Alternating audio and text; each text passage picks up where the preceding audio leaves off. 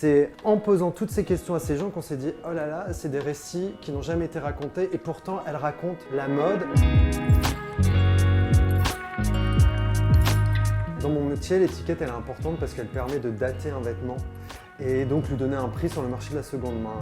Je me disais, tiens, c'est dommage parce qu'en fait, cet outil n'existe pas, un outil qui parle de l'étiquette alors que c'est la carte d'identité d'un vêtement. Et les étiquettes, pour nous, c'était un peu cette porte d'entrée vers ces récits alternatifs. Et c'est en faisant en fait ces premières recherches pour collecter les étiquettes qu'on s'est rendu compte qu'elles pouvaient renseigner aussi sur les histoires des personnes de l'ombre. C'est comme ça qu'en fait on s'est lancé sur le projet de revue pour aussi donner, on va dire, un espace de parole à ces personnes qui sont généralement délaissées dans les récits d'histoire de la mode. On est parti à la rencontre des gens qui ont travaillé dans les coulisses. Pour la frise chronologique des griffes, on travaille avec la maison en collaboration et on va consulter toutes leurs archives. On recrée un peu l'arbre généalogique de la maison. Ce second numéro, il est dédié à la maison Mugler.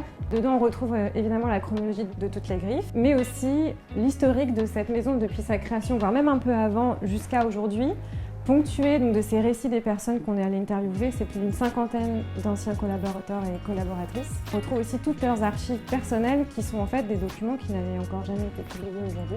Par exemple, pour le lancement du parfum Angel, on a réussi à retrouver des documents où ils expliquent comment ils ont pensé la stratégie à l'époque.